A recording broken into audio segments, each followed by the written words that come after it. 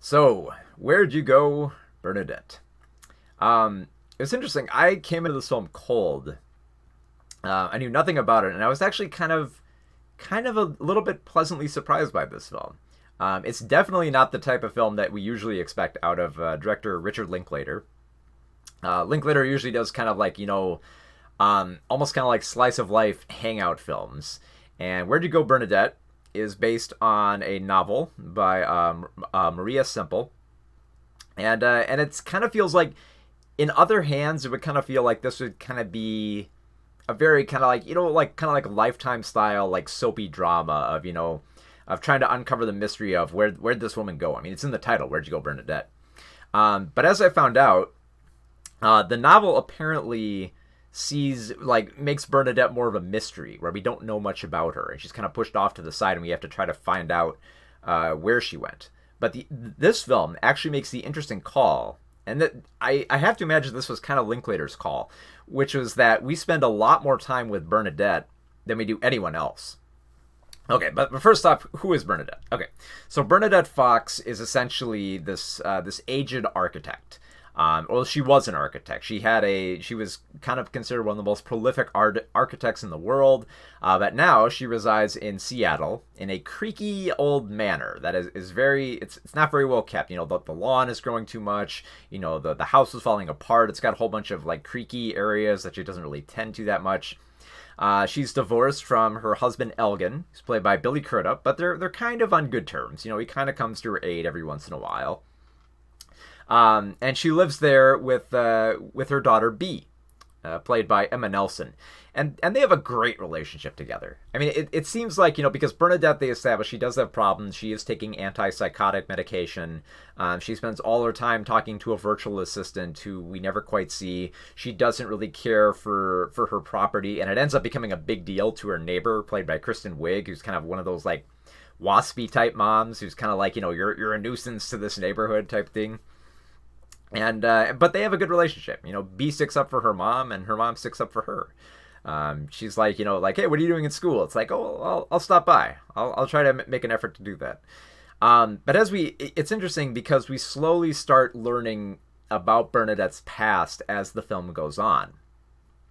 So we learn that there's a little bit of tragedy that happened there, both within her personal life and her career and her health, where she doesn't quite feel comfortable where she's at in her life. It feels like more like she's kind of like hiding within the mansion, within this estate, that she's kind of like hidden herself off from the world, and we kind of understand why, for good reasons. She feels like she doesn't have a place to go to in the world. She feels like she doesn't fit in anywhere. She feels like she can't do the type of work that she wants to do, and so she's got to find herself. And she thinks, well, maybe I was going to take this trip to Antarctica with my daughter. Maybe there might be something there. And she kind of like runs off for more reasons than just finding herself. Like there's a whole situation with the FBI and her being involved with a with some Russians. It's a little bit of a side plot. It gets a little weird there. And I mean, the whole film itself kind of has a little bit of this melodramatic bent to it, where it is trying to be a little bit sappy here, a little bit soapy there. But I gotta admit, what makes the film work past just being, simple melodrama, and it does kind of get lost in a few scenes here or there, which, to be honest, I kind of expected for Linklater. I kind of expected him to meander here and there.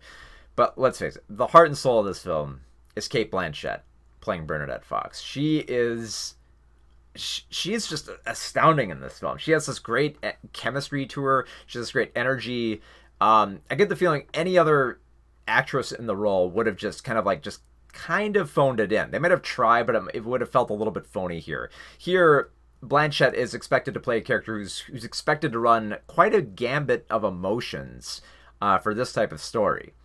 She's supposed to be, in some scenes she's supposed to be cute, in some scenes she's supposed to be a little bit fun and comical, in other scenes she's supposed to be desperate and psychotic and just kind of like feel like she's losing her mind and losing control. Other moments she's just supposed to be just a sobbing mess of a person, and she nails it every scene with her is actually amazing.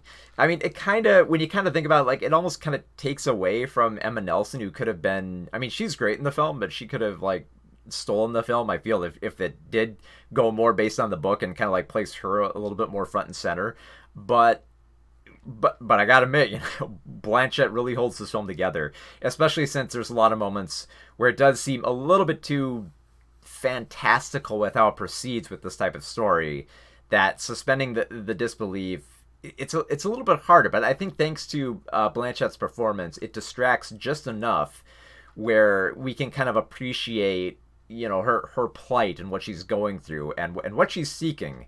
That by the end of the film, the kind of like sincere and heartwarming ending feels, it feels warranted. It feels somewhat warranted. It definitely has a little bit of a gentle streak to it, even though it's even though it's a film where at one point, the house is flooded. I believe there's quite a few arguments. There's some bitterness here and there, but it mostly has a pretty big heart to it. And again, it's mostly because of Blanchett. She really sells this performance.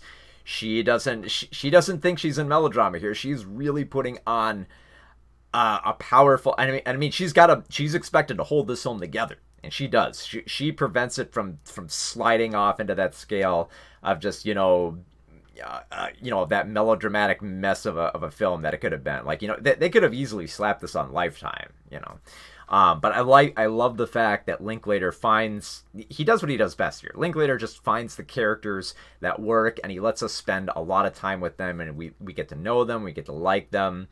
So much so that, the fairly, like, it seems weird because it's kind of assembled in the way that it could be a very soft drama, but I like the fact that Linklater just kind of goes with the flow with it.